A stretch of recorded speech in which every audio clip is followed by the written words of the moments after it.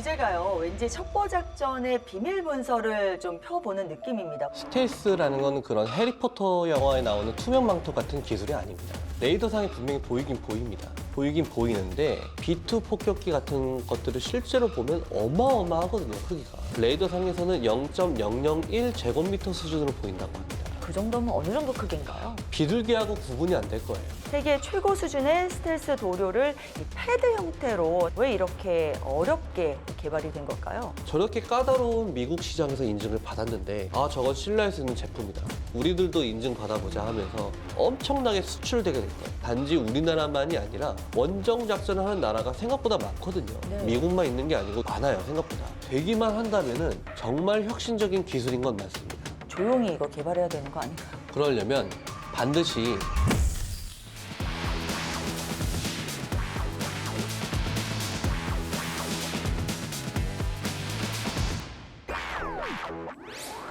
진실은 숫자에 있고 재미는 해석에 있다. 보이는 팩트 뒤에 숨은 신박한 경제 이야기, 신박한 경제 토크킥.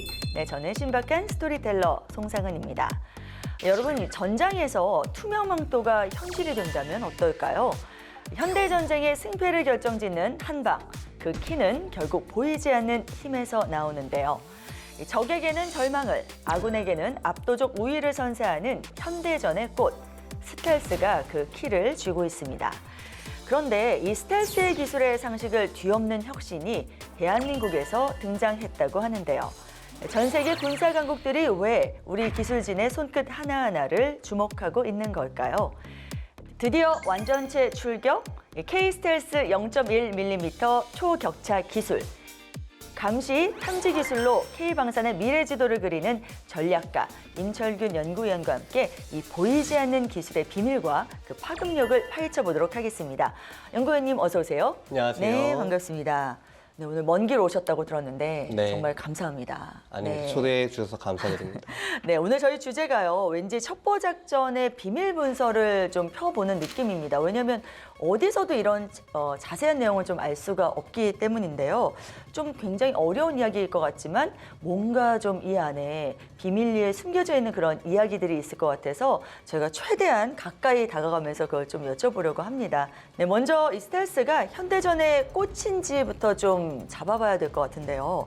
보통 스텔스 하면 안 보이는 기술이라고 생각을 하는데 레이더의 입장에서 보면은 스텔스는 정확하게 뭘 못하게 하는 건가요? 앞서 말씀하셨던 그 투명 망토, 스텔스라는 건 그런 해리포터 영화에 나오는 투명 망토 같은 기술이 아닙니다. 레이더상에 분명히 보이긴 보입니다. 보이긴 보이는데 레이더에서 이 물체가 무엇이다라는 것을 판단을 하려면은 탐지되고 이 탐지되는 것을 계속해서 추적하는 것을 유지해야 되거든요.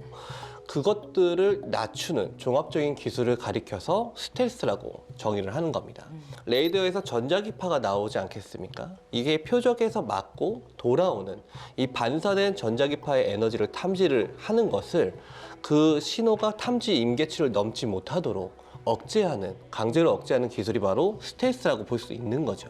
네. 그렇게 하려면은 네. 그 물체의 형상에서부터 레이더파를 흡수하는 어떤 도료라든지 이런 것들, 그리고 세부적인 구조 및 공차 관리 이런 것들이 종합적으로 다 유지가 되어야 됩니다. 그럼 그 기술은 한 가지만 있는 게 아니겠네요. 그렇죠. 네, 최대한 들키지 않게 만드는 거잖아요. 그럼 한마디로. 먼저 레이더를 예로 들어서 말씀을 드리면요. 네.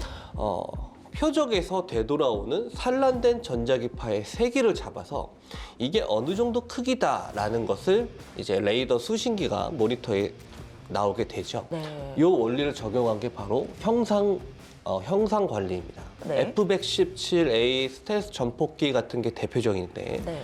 우리가 흔히 뭐 다리미라고 하죠.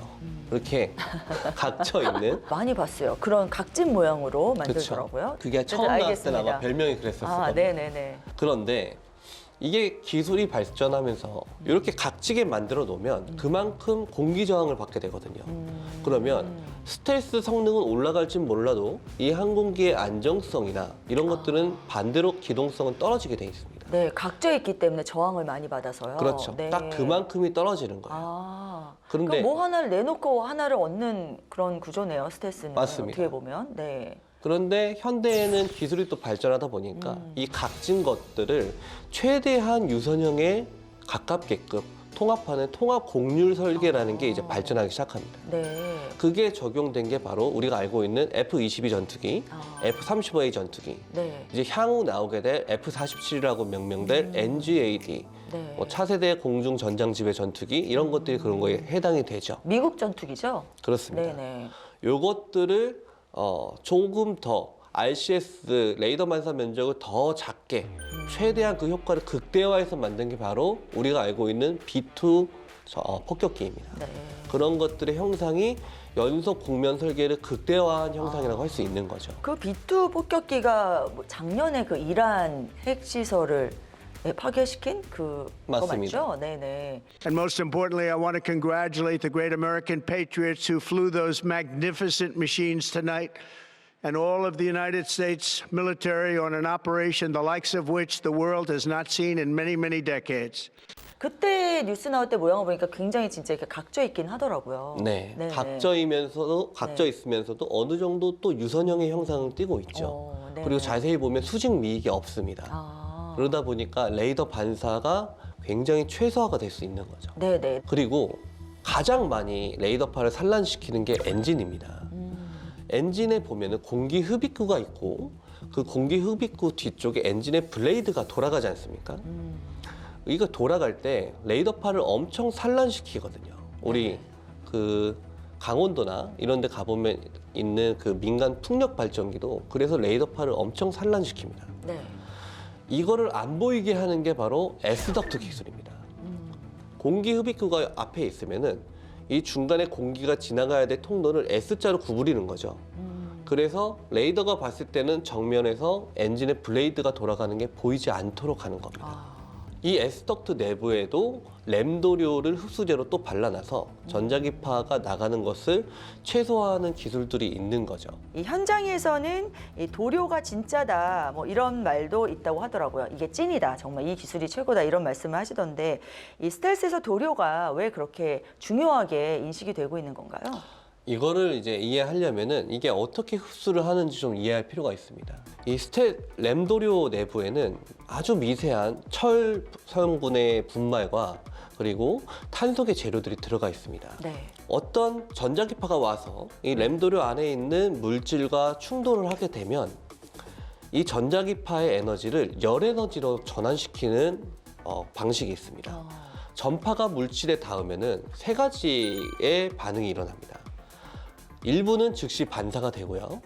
일부는 잠깐 동안 저장이 됐다가 반사가 되거나 또는 열로 바뀌어서 사라집니다. 구체적인 재료를 살펴보면 뭐 카보닐 아이언 분말, 뭐 페라이트 이런 게 들어가서 이게 철 성분이잖아요. 그래서 자기 손실을 유도를 합니다. 그리고 탄소계, 카본 블랙이나 뭐 탄소 나노튜브 같은 CNT 계열 이런 것들도 들어가요. 폴리아넬린 같은 소재도 들어가고 이 두 가지 소재들이 들어가서 전자기파와 자기장을 소실시키는 역할을 하는 거죠. 자, 여기서 궁금한 게 하나가요. 이 도료가 우리가 생각하는 그냥 일반 페인트 칠하는 그 페인트랑 비슷한가요? 육안으로? 육안으로 이런 볼 모든 때 게 들어가 있으면 뭔가 육안으로 달라 보일 것 같아서요. 스프레이 분사 방식인 거는 비슷합니다. 네. 아, 그래요? 근데 한 번 뿌리고 끝나는 게 아니에요. 네. 이걸 할 때는 표면 정리, 뭐 프라이머, 전도성층 형성, 그 다음에 자기 손실층 형성, 유전 손실층 형성, 보호 코팅까지 이 단계를 전부 거쳐야 됩니다. 0.1mm만 달라져도 흡수할 수 있는 주파수의 대역이 달라져요. 그러니까 이게 굉장히 중요한 과정이어서 아마 현장에서는 말씀하셨던 이게 찐이다 라는 말이 나왔던 것 같습니다. 어려워서 그런 말이 더 나오나 봐요. 어렵기도 하고 네. 그거를 똑같이 만들기도 어렵고 기계가 있다고 해도 네. 결국 그걸 조작하는 사람의 숙련도도 중요한 거죠. 특히 0.1mm의 오차도 레이더를 산란시킬 수 있다고 하면 굉장히 섬세하게 뿌렸는데 사람의 손으로는 이렇게 할 수 없지 않나요? 사람 뭐 스프레이 뿌린다고 해도? 그러다 보니까 네. 스텔스 도료를 살포하는 과정에서 격차가 생길 수도 있죠. 그러면 도료는 그걸 깎아내고 다시 뿌리고 이런 과정들을 반복을 합니다. 그래서 결국은 균질하게 맞추는 거죠. 그래서 사실 이렇게 말씀 들어보니까 이 스텔스 도료 작업은 도색이 아니라 정밀 공정이다 이 말이 맞는 것 같습니다. 사용하는 만큼 열 에너지로 전환되는 만큼 당연히 소모가 되겠죠. 네. 그래서 이 도료를 계속 칠해줘야 돼요. 그리고 항공기가 한 번 뜨면은 항공기의 외부 환경은 굉장히 가혹하지 않습니까? 네. 자연적으로 소실되는 것도 있기 때문에 매 소티 출격 시마다 손실된 램도료를 복구해줘야 됩니다. 그래서 유지 관리 비용이 급격히 상승하죠. 네. 그러니까 이제 한 번 항공기가 떴다가 복귀하면 당연히 소실되어 있을 테니 이것들을 다시 도포하는 과정이 필요하고, 그래서 스텔스 전투기는 성능은 너무 좋지만 회전율이 떨어집니다. 이런 정비 과정들이 일반 전투기보다 복잡하기 때문입니다. 그런데 이 정밀 공정하면 뭐 한국 아니겠습니까? 그래서 여기에서 K 초격차의 저력이 나온 것 같은데요. 국내 페인트 업체가 세계 최고 수준의 스텔스 도료를 이 패드 형태로 상용화해서 또 화제가 됐었죠. 작년에 뉴스에서 본 것 같은데요. 이 아이디어는 굉장히 단순해 보이는데 뭐 이렇게 뿌리는 거를 그 부분만 이렇게 딱 만들어서 붙인다, 이런 아이디어는 단순할 것 같은데 왜 이렇게 어렵게 개발이 된 걸까요? 겉보기에는 단순하지만 이거를 실제 이제 군에 납품하는 과정은 그렇게 단순하지가 않습니다. 램도료 패드가 나왔다 치고 이 패드를 군에 납품하기 위해서 성능 테스트를 한다고 쳐보자고요. 그러면은 항공기에 일단 붙여야겠죠. 네. 그런데 그 항공기가 자국산 항공기를 100% 운영하는 미국 같은 경우는 얼마든지 실험할 수 있습니다. 그런데 우리나라처럼 다른 나라의 항공기를 거의 대부분 운영하거나 일부 국산화된 항공기를 운영하는 나라들 입장에서는 그 실험을 한 번을 하려고 하는 것마저도 이제 그 나라와 협상을 해야 되는 거죠. 왜냐하면 이 패드를 겉에 붙여놨을 때 무게가 달라질 거 아니에요. 네. 그럼 항공기의 역학 구조가 달라지지 않을까? 예를 들면 뭐 그 패드가 붙여서 항공기의 가혹한 주행 환경을 견디는 과정에서 접착면이 떨어질 수도 있지 않겠습니까? 네. 이런 것들을 다 통과하려는 그 기술적 노력 자체가 굉장히 고난이도고, 거기에는 단순히 기업의 노력뿐만 아니라 국가적 차원의 외교적 노력도 뒷받침이 되어야 한다는 점에서 어려운 부분인 거는 맞습니다. 스텔스 소재 부품들을 납품하는 기업은 전부 군사 기밀이기 때문에 납품이 됐는지 안 됐는지도 사실 알 수는 없어요. 네. 이것들을 이제 됐다 치고 납품을 네. 하기로 했다 치고 스텔스 패드가 왜 그동안 만드는 게 어려웠는지를 좀 살펴보자면은 네. 일단은 살포하는 도료는 액체죠. 그런데 완성품으로 나온 패드는 고체일 거 아닙니까? 그러면 만드는 과정에서도 미세한 초격차 없이 만들어야 될 거고, 공장에서 그게 출고된 다음에 납품되는 과정에서도 스크래치 하나 없이 납품이 가야 될 겁니다. 그 과정에서 이제 해당 전투기에 붙여서 이제 써야 될 거 아니에요. 네. 그 과정에서 그 패드의 기준에 들어있었던 접착 성분이 변화하는가, 변하지 않는가, 뭐 이런 것들도 다 관리해야 되는 대상이겠죠. 와. 그러다 보니까 어려운 겁니다. 네. 성공만 한다면은 MRO 부분, 그러니까 유지 관리 보수 부분에서 혁신을 일으킬 수 있습니다. 앞서 말씀드렸던 램도료의 재살포 공정이 복잡하고 힘듭니다.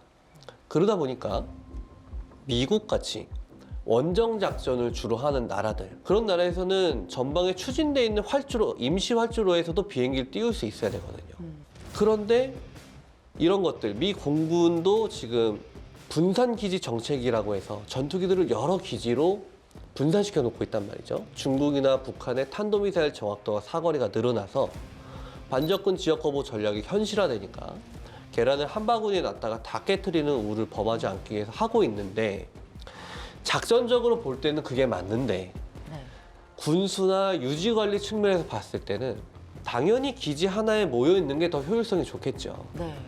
그러다 보니까 패드처럼 모듈화해서 띄었다 붙였다 할 수 있다면 이거는 그야말로 혁신이 발생하게 되는 겁니다. 이거는 그냥 뭐 이걸 만드는 업체의 문제가 아니라 민관군이 총출동해서 총력을 기울여서 로드맵을 짜가야 될 정도의 수준일 것 같은데요. 그럴 수밖에 없죠. 만약에 램도료 패드를 F-35A에 붙여서 날리는 테스트를 했는데 이 패드 무게 때문에, 물론 그럴 일은 없겠지만 패드 무게 때문에 항공기가 뭐 기체 피로도가 누적돼서 얘가 추락해버렸다. 또는 램 패드를 붙여놨더니 기존의 F-35A가 가지고 있었던 RCS 면적의 변화가 일어나서 오히려 더 커졌다 또는 오히려 더 줄어들었다 네. 이런 것들 자체가 다 군사 기밀이거든요. 그다음 이것들이 노출되게 되면 단순히 우리와 미국 간의 동맹 관계가 아니라 미국을 의지하고 있는 전 세계 수많은 조약 동맹국들과 파트너국들 전체에서 문제가 발생하게 됩니다. 그래서 결코 쉽지 않은 문제거든요. 네. 그래서 미국 당국의 승인을 받는 것이 바로 글로벌 스탠다드에 달성할 수 있는 기준 척도라고 할 수 있는 거죠. 되기만 한다면은 정말 혁신적인 기술인 건 맞습니다. 근데 아직은 막 완성형은 아닌가 봐요. 되기만 한다면 이런 가정을 붙이신 걸로 봐서. 앞서 말씀드렸다시피 네. 그걸 테스트하는 과정 자체가 힘들다 보니까 실제 전투기에 붙여서 결국은 테스트를 해봐야 되지 않겠어요? 네네. 더군다나 스텔스 패드면 스텔스 전투기에 붙여보는 게 제일 좋겠죠. 또는 일반 전투기에 붙여서 얼마만큼 줄어드느냐 관찰하는 게 좋겠죠. 그런데 이제 우리나라의 모 페인트 회사 기업에서 만든 그거를 우리나라 공군과 협조해서 하려고 해도 우리나라 공군이 운영하고 있는 기체의 거의 90%가 미국산이지 않습니까? 그러다 보니까 미 전쟁부 당국과의 협조, 그리고 그 밑에 있는 각 기업들과의 협조, 이런 것들이 동시다발적으로 진행이 돼야 되는 거죠. 지금 말씀 들어보니까 이 저의 눈높이로 좀 이야기해 보자면 이 스텔스의 그 도료 부분 이 파트는 어떻게 보면 좀 전체적으로는 피부 관리라고 본다면은 이 패드는 스텔스 패드는 피부에 뭐 이렇게 흠난 거를 잠깐 떼우는 뭐 그런 인공 피부 뭐 이런 거라고 비유를 해도 너무 적절하십니다. 아, 그래요? 네. 괜찮을까요? 네. 근데 하물며 얼굴에 그런 거 하나 붙여도 이게 매끈해지려고 굉장히 우리도 뭐 여러 노력을 기울이잖아요. 네. 근데 그 과정들이 앞으로는 더 전개가 되어야 되군요. 앵커님처럼 네. 피부를 매끈하게 유지할수록 네. 스텔스 성능이 훨씬 더 올라가는데 그 과정을 정비하는 과정을 줄이면 줄일수록 항공기는 특히나 전투기는 땅에 서 있으면 그냥 값비싼 고철 덩어리에 불과해요. 근데 이게 하늘에서 날아다니고 있어야 무서운 거거든요. 그 날아다니게 하는 것을 소티라고 합니다. 항공기가 한번 출격하는 것을 소티 회전율을 높이는 것이 곧 공군의 전투력과 직결되기 때문에 여러 방면에서 혁신이 일어나게 되는 거죠. 네, 이 패드의 방식이 정비 시간을 확 줄여줄 수 있기 때문에 그렇다 이렇게 말씀을 해주시는 것 같은데 이 가동률 측면에서 그러면은 이 외에도 다양한 혁신들을 우리가 좀 예상해 볼 수 있겠죠? 이게 굉장히 핵심적인 부분입니다. 전투기가 40대가 있어도 하루에 한 번 출격할 수 있으면 그 전투기들이 수행할 수 있는 작전은 40소티에 해당하는 작전만 수행할 수 있습니다. 그런데 이걸 하루에 3번 출격할 수 있게끔 만들면 전투기가 40대가 있어도 작전은 120소티에 해당하는 작전을 수행할 수 있으니까 실제 전장에서 그 차이는 천지 차이인 거죠. 그러다 보니까 현대 항공전은 H아워, 전쟁 발발 시점에서부터 그 직전 24시간을 포함해서 직전 24시간이 포함된 72시간 내에 결판이 나는 구도가 상당히 많아요. 네. 그 구도 동안 스텔스기의 가동률을 끌어올릴 수 있다면은 적의 방공망 제압이나 시트 노드가 지휘 통신 시설을 무력화하거나 아니면 공중 우세를 우리가 선점하거나 이런 것들이 훨씬 더 효율성이 높아지게 되는 거죠. 더군다나 스텔스기는 도입 가격도 비싸지만 유지 관리 비용은 더 비싸거든요. 그러다 보니까 이렇게 모듈화해서 손상된 부분만 만약에 교체를 하는 개념이 현실화될 수만 있다면 이 유지 관리 비용, 적어도 램도류에 해당되는 비용만큼은 급격하게 낮출 수가 있게 됩니다. 네. 그런 부분들이 엄청난 혁신이 되는 거죠. 이게 잘만 되면 진짜 어마어마한 그 혁신을 부르는 기술이 될 것 같은데 우리도 좀 조용히 이거 개발해야 되는 거 아닌가요? 아마도 기업 차원에서는 그렇게 하고 있겠죠. 그런데 네네. 어느 정도 홍보도 해야 될 필요가 있을 테니까요. 네. 네. 알겠습니다. 지금 말씀하신 것처럼 전투기를 그냥 단순히 비싼 쇳덩이로 남기지 않고 날 수 있는 전력으로 바꾸는 그야말로 어마어마한 혁신을 부르는 기술입니다. 이 기술이 전투기뿐만 아니라 사실 어떻게 보면 뭐 드론이라든지 뭐 전차, 함정 등에서도 가능하다는 그런 전망도 있는 것 같더라고요. 실제로 현실화되고 있는 부분은 있습니다. 바로 잠수함입니다. 잠수함 같은 경우는 이미 몇십 년 전부터 잠수함 외부에 음향 스텔스 패드를 붙여서 사용하고 있습니다. 우리 함정이나 또는 잠수함이나 어떤 탐지 체계가 적 잠수함을 찾으려면 소나라는 장비를 이용합니다. 수중으로 음파를 발신하는 거거든요. 이거를 액티브 소나라고 해요. 또는 적 잠수함이 내는 음파를 탐지하기 위한, 나는 음파를 발신하지 않지만 적 함정이 발신하는 음파를 탐지하는 패시브 소나라는 것도 있습니다. 네. 근데 이 액티브 소나가 음파를 쏘면 물속에서 그 적 잠수함에 맞아서 돌아오는 것을 탐지하는 거거든요. 그러면 또 레이더하고 마찬가지로 소실 현상이 발생하는 거죠. 네. 그러니까 이 잠수함에 붙여놓은 음향 스텔스 패드는 이 음향의 에너지를 열 에너지로 바꾸는 겁니다. 그러니까 스텔스 패드, 램도료 패드와 같은 역할이네요. 같은 개념이죠. 네. 그러니까 이거를 지금 현재도 쓰고 있고 앞으로도 더 많이 쓰여질 분야라고 볼 수 있습니다. 근데 이제 잠수함은 물속에 있다 보니까 패드 형식이 아니라 타일 형식으로 붙여놓습니다. 원리는 뭐 비슷한 거네요. 그렇죠? 네. 흔히 스텔스를 이야기할 때 레이더에 잡히는 크기를 뭐 골프공 수준으로 줄여야 된다. 요즘 더해서 막 구슬만큼도 줄일 수 있다. 뭐 이런 이야기도 나오고 있어서요.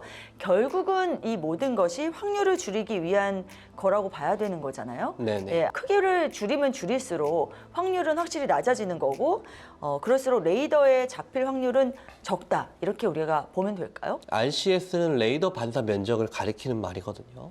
그런데 이게 그냥 실제 면적을 말하는 게 아니에요. 레이더파라는 건, 레이더의 전자기파는 발신되는 순간부터 줄어듭니다. 어떤 물체에 닿으면 어떤 건 레이더 방향으로 가고 어떤 데는 다른 방향으로 가겠죠. 어떤 거는. 그 과정에서도 줄어들고 네. 거기서 또 돌아오는 과정에서 또 에너지가 소실되지 않겠습니까? 네. 그러다 보니까 거리의 4제곱 수준으로 줄어들거든요. 그래서 RCS를 10,000분의 1로 줄였다라고 하면 탐지 거리는 10분의 1 수준으로 떨어집니다. 미국의 대표적인 스텔스 전투기죠. F-22는 앞서 앵커님께서 말씀하셨던 그 골프공 정도 크기, 0.0001 제곱미터 정도 크기로 보입니다. 화면상으로 보면은 이거 노이즈로 보기에도 민망한 수준이거든요. 그러니까 구분이 사실 안 되죠. 이게 새인지 비행인지.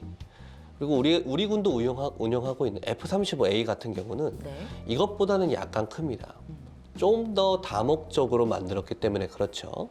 0.001에서 0.005 제곱미터 정도로 추정이 돼요. 대표적인 스텔스 폭격기죠. B-2 폭격기 같은 것들을 실제로 보면 어마어마하거든요, 크기가. 네. 그런데 그 거대한 덩치에도 불구하고 레이더상에서는 0.001 제곱미터 수준으로 보인다고 합니다. 그 정도면 어느 정도 크기인가요?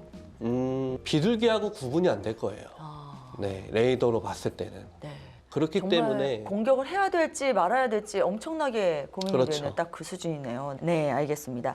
자, 올해 들어서 잠수함이 글로벌 시장에서 관심도가 굉장히 높은 그런 시장인데요. 이미 음향 스텔스 패드는 사용 중이었다 이렇게 말씀을 해주셨습니다.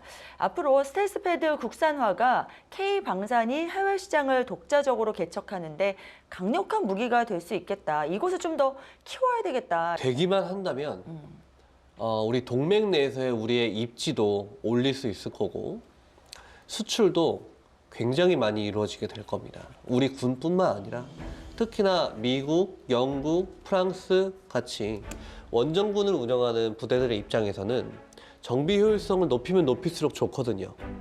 생각보다 유지 보수에 들어가는 비용이 결코 작지가 않습니다. 낮출 수만 있다면은 그야말로 혁신이죠. 콕 집어서 이제 군을 말씀드리면 미 해병대, 미 공군, 영국 해군 항공대, 프랑스 해군 항공대를 예로 들 수 있겠죠. 전 세계의 항공기를 운영하는 또는 비슷한 형태의 어떤 무기 체계를 운영하고 싶어 하는 그런 국가들에게는 굉장히 많은 수출 효과를 올릴 수 있을 겁니다. 그래서 이 MRO 쪽에 시장이 발전하는 데서도 굉장히 또 이게 킥이 될 수 있겠다는 생각이 드는데요. 이 스텔스 패드의 기술이 이 MRO 시장에서 K방산에 있어서 해외 고객들의 마음을 더 사로잡을 수 있는 그런 분명히 중요한 열쇠가 될 수 있겠죠? 그러려면 반드시 미국 시장을 선점을 해야 됩니다. 미국 시장을 선점을 하려면 ITAR 규제라든지 OEM 인증이라든지 이런 것들을 받아야 되거든요. 애초에 공동 인증 단계에서부터 미국의 뭐 노스롭 그루먼이나 아니면 록히드 마틴, 보잉 이런 유수의 기업들과 테스트 공동 인증을 같이 진행할 수 있으면은 미국 당국의 승인을 얻을 수 있는 확률이 그만큼 높아지겠죠. 그런 현실적인 해안도 좀 필요하다고 볼 수 있습니다. 네. 유럽에서도 독자적인 전투기들을 만들잖아요. 유로파이터가 됐던지 아니면은 지금 뭐 프랑스의 라팔이 됐던지 네. 아니면 영국, 일본, 뭐 이탈리아 등이 같이 만들고 있는 차세대, 6세대 전투기가 됐던지 이런 것들도 저렇게 까다로운 미국 시장에서 인증을 받았는데 네. 아 저건 신뢰할 수 있는 제품이다. 우리들도 인증 받아보자 하면서 전 세계로 이제 매출이 확산될 수 있는 거죠. 네, 알겠습니다. 자, 결국 기술의 끝은 상상을 현실의 숫자로 바꾸는 힘이라는 생각이 듭니다. 이 레이더에서 사라진 전투기는 전장에서 승리를 가져오지만 우리 투자자분들의 레이더에는 그 어느 때보다 선명하게 잡히는 이 K방산의 숫자가 남게 될 것 같은데요. 0.1mm의 오차를 줄여 가동률을 바꾸고 독자적인 수출의 길을 여는 이 한 끗 차이의 기술력을 읽어내는 것, 오늘 우리가 발견한 가장 강력한 투자의 킥이 아닐까 싶습니다. 드디어 완전체 출격, K-스텔스 0.1mm 초격차 기술, 이 K방산의 미래 지형도를 통해 팩트로 오늘을 증명해 주신 임철균 연구위원님과 함께 오늘 통찰력 있는 말씀 나눠봤습니다. 감사합니다. 감사합니다. 네, 고맙습니다. 신박한 경제 토크 킥. 다음 주에도 숫자는 진지하게, 해석은 신박하고 재밌게 더 놀랍고 신박한 경제 이야기로 돌아오겠습니다. 고맙습니다.